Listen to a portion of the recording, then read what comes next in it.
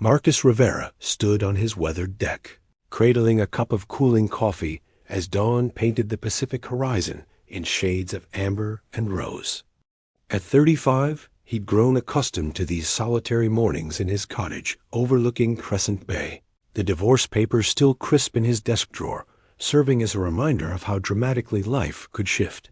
The landscape architecture projects that once filled his days with purpose now felt hollow, but at least the ocean remained constant, its rhythmic whispers offering the only peace he'd found in months. The sky above the water shimmered strangely, aurora-like ribbons dancing where no northern lights should exist.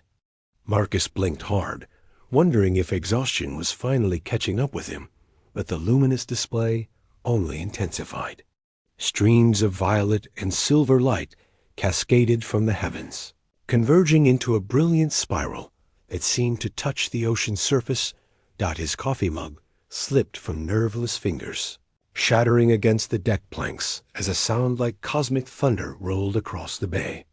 The light show lasted perhaps 30 seconds before fading, leaving only the ordinary sunrise and Marcus questioning his sanity.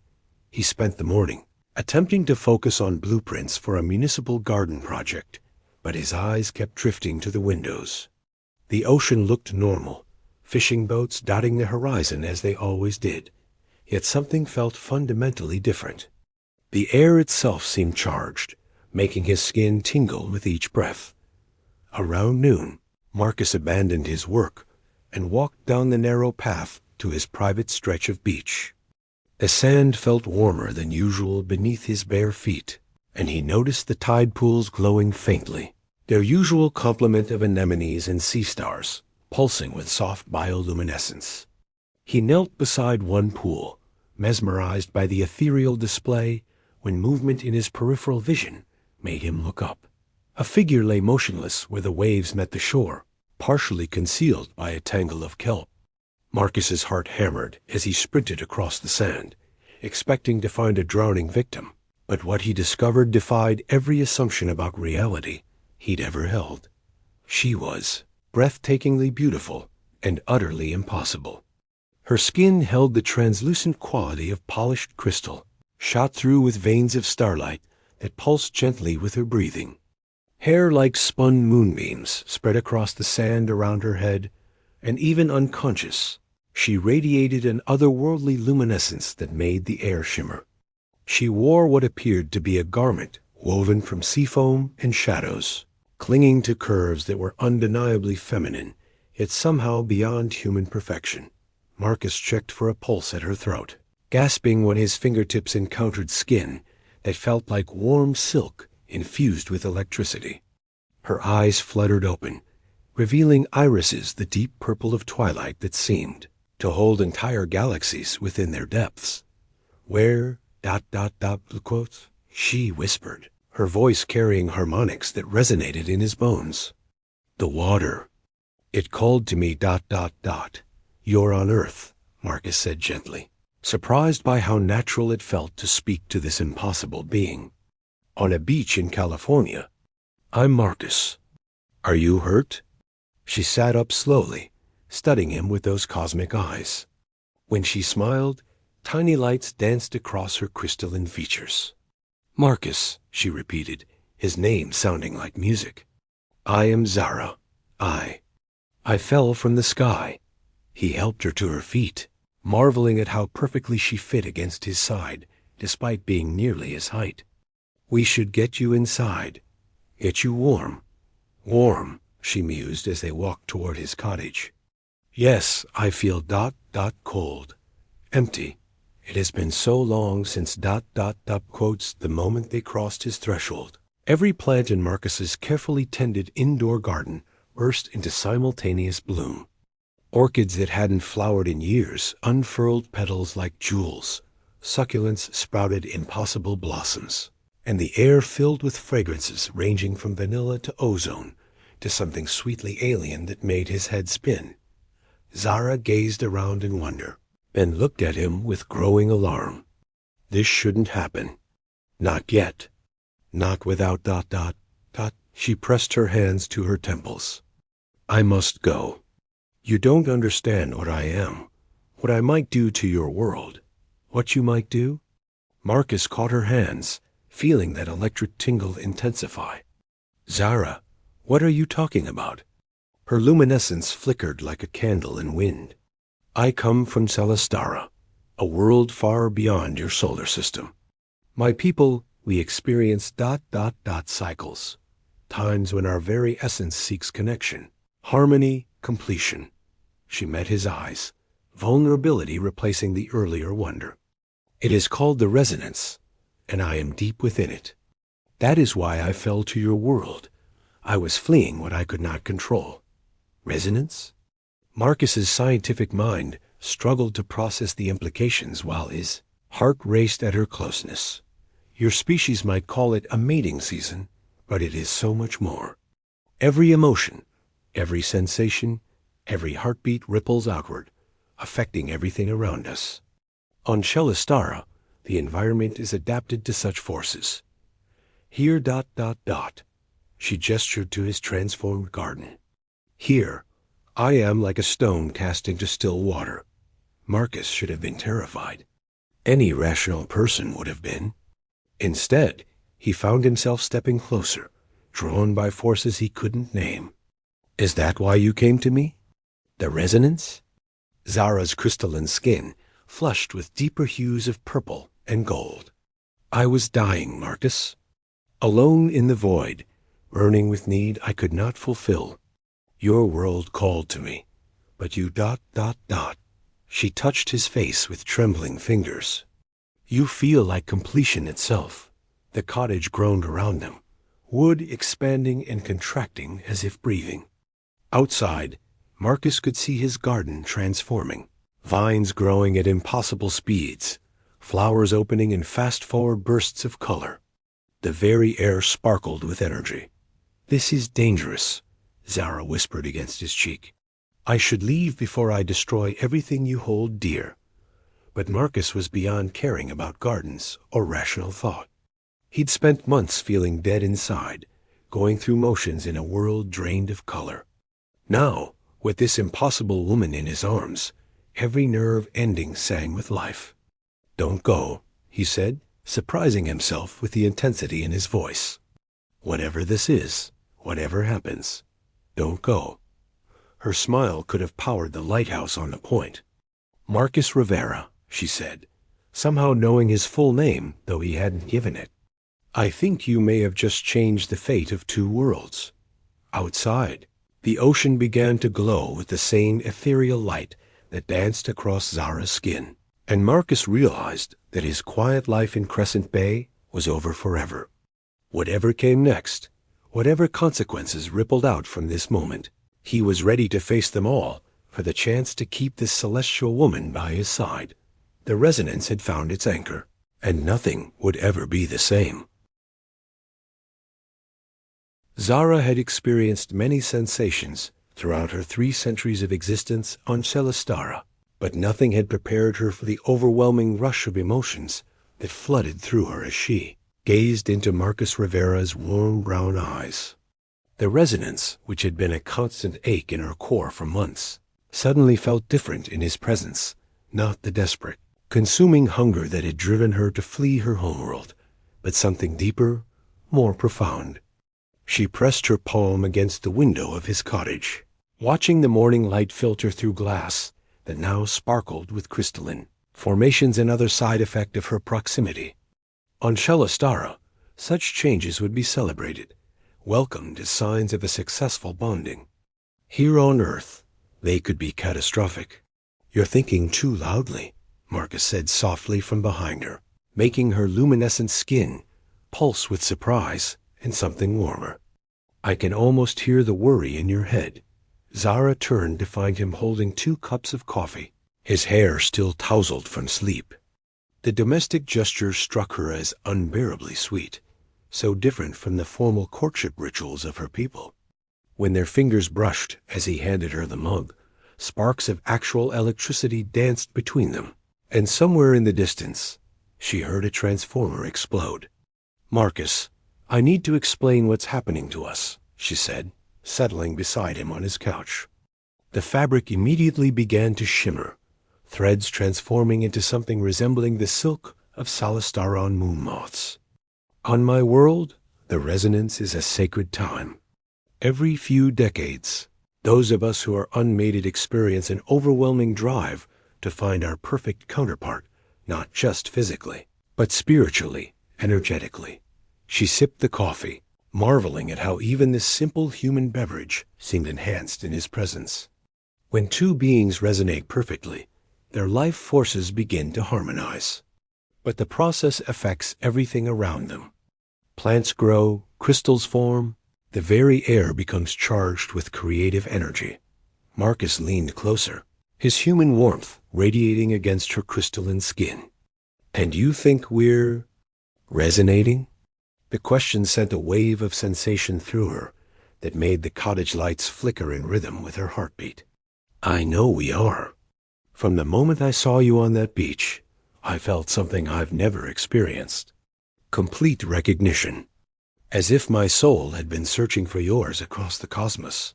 She stood abruptly, beginning to pace. With each step, tiny flowers bloomed in the wooden floorboards beneath her feet. "But Marcus, you don't understand the implications. The resonance isn't just about two individuals. It's about creation itself. When my people bond, we don't just join our lives, we literally reshape reality around us. New forms of life emerge, matter transforms, the boundaries between dimensions grow thin. And that's dangerous?"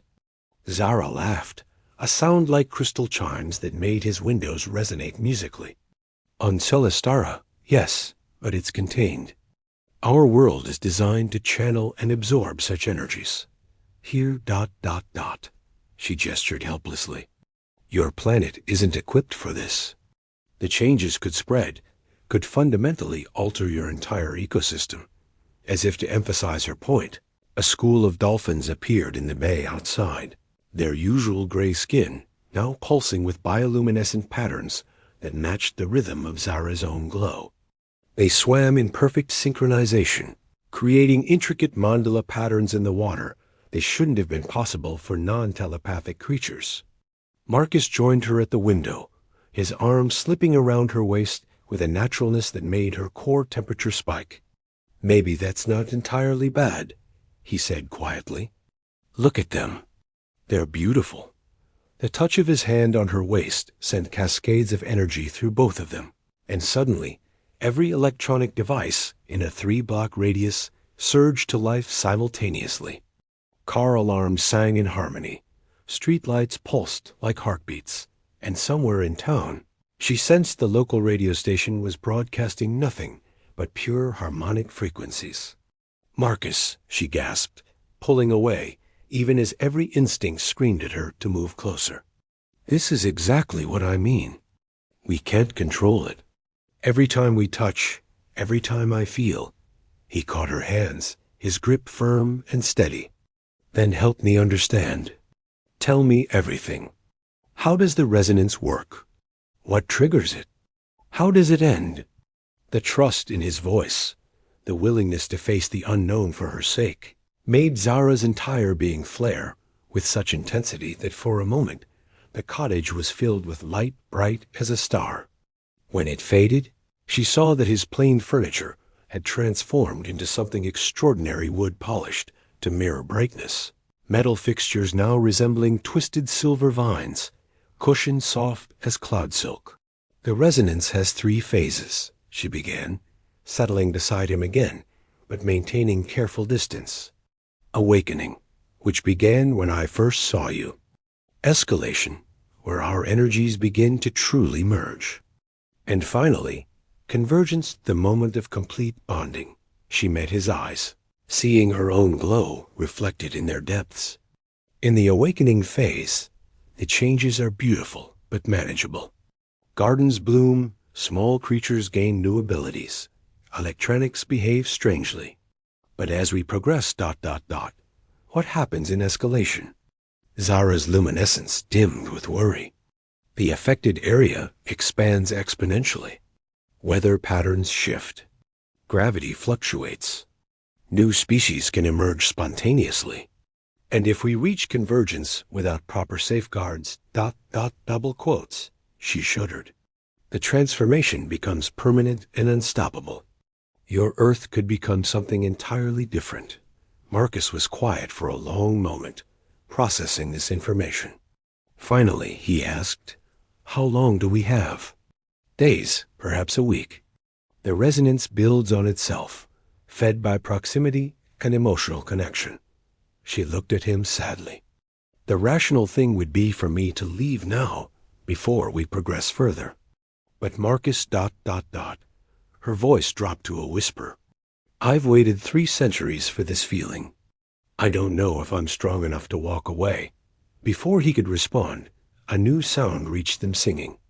Not human voices, but the dolphins in the bay had begun to vocalize in complex harmonies that seemed to echo Zara's own emotional state. Other sounds joined them, the crash of waves in perfect rhythm, wind chimes throughout the town playing the same impossible melody, even the gulls crying in harmonic intervals. "The awakening is accelerating," Zara breathed, standing to look outside. The entire bay sparkled with bioluminescence, and she could see other changes beginning. Flowers of impossible colors bloomed along the shoreline, and in the distance, the lighthouse beam had taken on a prismatic quality that painted rainbows across the morning sky. Marcus moved behind her, not quite touching but close enough that she could feel the heat radiating from his body. "Zara, what if we don't fight it? What if we're meant to create something new?" She turned to face him, her heart breaking at the hope in his expression. "You don't understand what you're asking. Your species, your world as you know it, might become something incredible," he finished. "You said new life emerges, matter transforms. Maybe that's not destruction. Maybe that's evolution." The sincerity in his voice, the absolute faith, made her resolve crumble.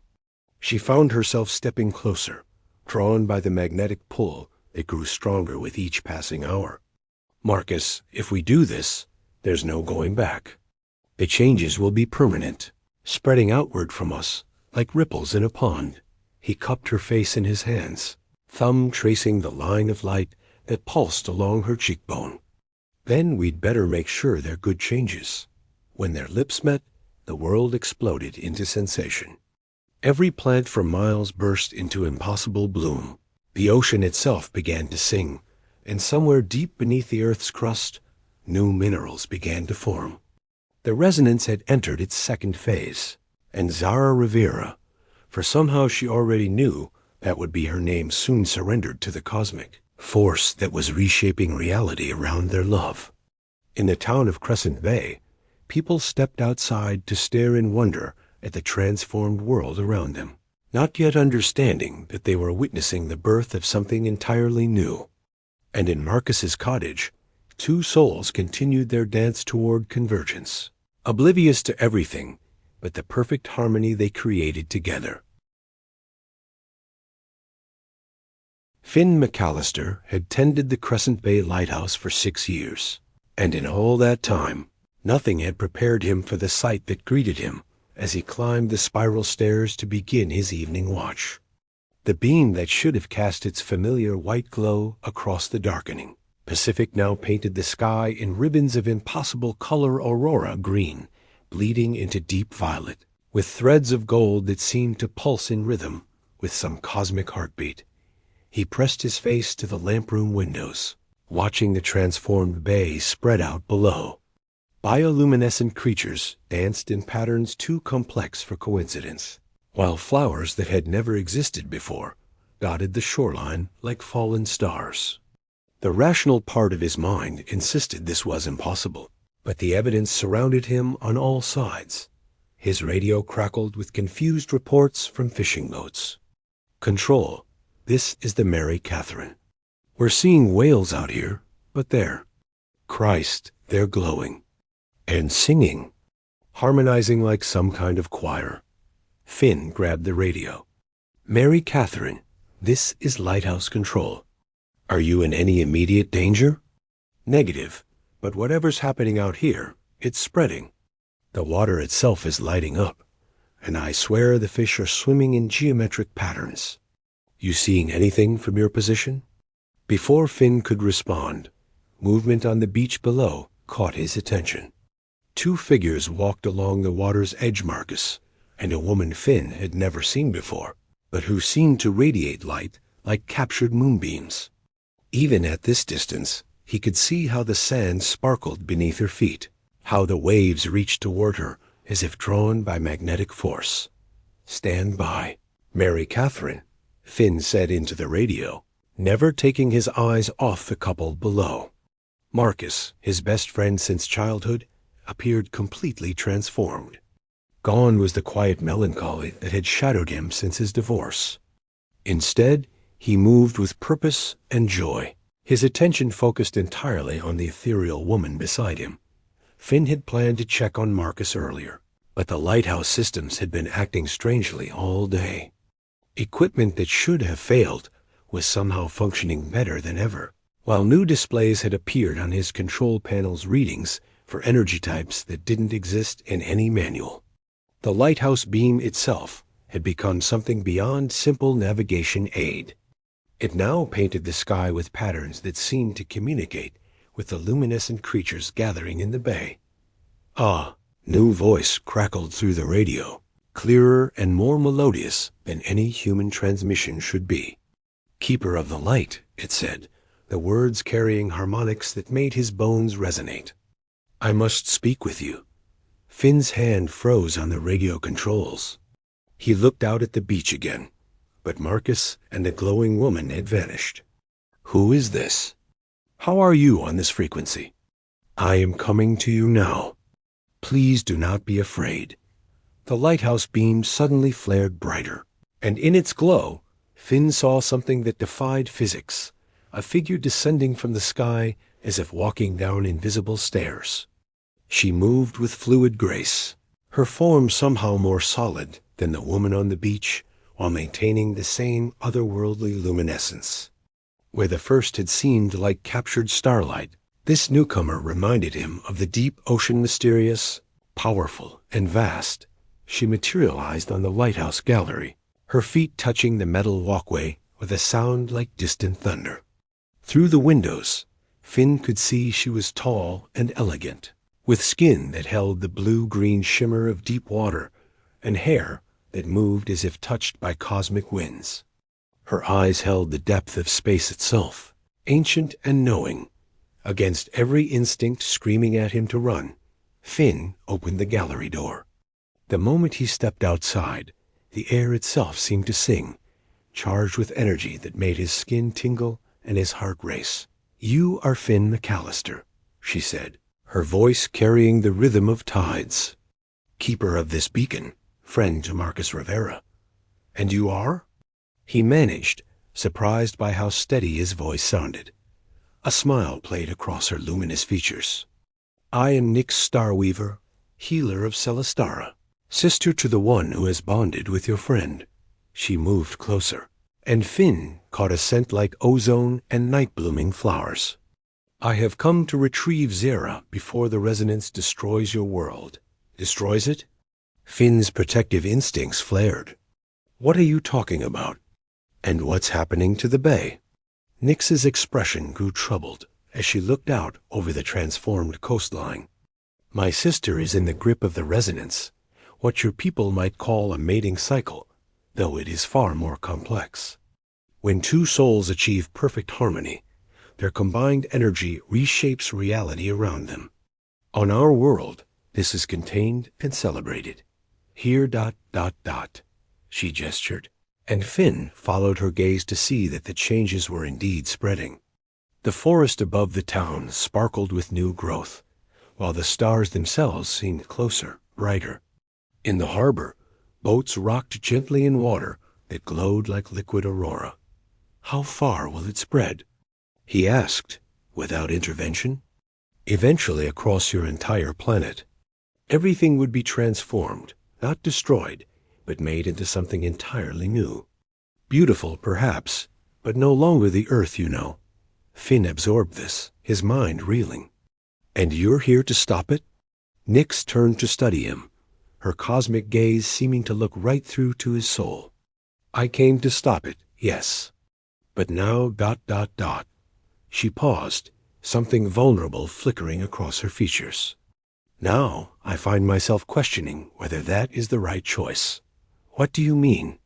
She moved to the gallery railing, her hands gripping the metal. Where she touched, intricate patterns began to etch themselves into the surface. Not damage, but art of impossible beauty. I am a healer, Finn McAllister. I sense the pain in all living things, the places where harmony has been broken. Your world ... She closed her eyes. Your world carries so much hurt. Pollution, conflict, creatures driven to extinction, ecosystems dying. Her words stirred something deep in Finn's chest. As lighthouse keeper, he'd watched the slow degradation of the marine environment, the gradual disappearance of species that had thrived in these waters for millennia. But today, Nix continued, I see whales singing songs they've never known, coral reefs blooming with impossible colors, fish swimming in patterns that speak of joy rather than mere survival. The resonance isn't just changing your world, it's healing it. Finn found himself moving closer to her, drawn by the same inexplicable force that seemed to affect everything in her presence. Then why stop it? She turned to face him, and in her ancient eyes, he saw conflict. Because choice matters. Your species should have the right to decide their own evolution, not have it thrust upon them by two lovers lost in cosmic passion. And what if we chose it? What if we wanted this change? Nix's luminescence flickered with surprise. You would accept such transformation? Knowing it would mean the end of humanity as you understand it? Finn thought of the beauty spreading across the bay, of Marcus's renewed vitality, of the harmony he could feel building in the very air around them. Maybe humanity as we understand it isn't working out so well. For a long moment, they stood in silence, watching the light show playing across the water.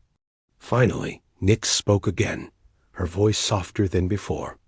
You are not what I expected to find on this world, Finn McAllister. What did you expect? Fear, aggression, the same qualities that made me believe intervention was necessary. She looked at him directly. Instead, I find wisdom, acceptance, and something else ... Double quote the air between them crackled with energy. And Finn realized that whatever force had brought Marcus and Zara together was now weaving around him in this incredible alien woman. What something else? Nix stepped closer, her hand rising to touch his cheek. Where her skin met his, stars seemed to bloom behind his closed eyelids. Recognition, she whispered. As if my own soul has been waiting to find yours. The lighthouse beam flared brighter, its light now pulsing in perfect rhythm with both their heartbeats. Around the bay, the bioluminescent creatures began to sing, not just the whales now, but dolphins, seals, even the schools of fish, their voices joining in a harmony that spoke of connection, understanding, and the birth of something magnificent. NYX, Finn said, her name feeling like music on his tongue. What happens now? She smiled, and for the first time since her arrival, she looked not like an ancient being from the stars, but like a woman discovering wonder. Now, Finn McAllister, we choose, all of us together, whether to preserve what was, or to help birth what could be. As she spoke, another pulse of energy washed across the bay, stronger than any before. The transformation was accelerating, and somewhere in the distance, Finn could hear the sound of two hearts beating in perfect synchronization, Marcus and Zara, moving ever closer to their final convergence.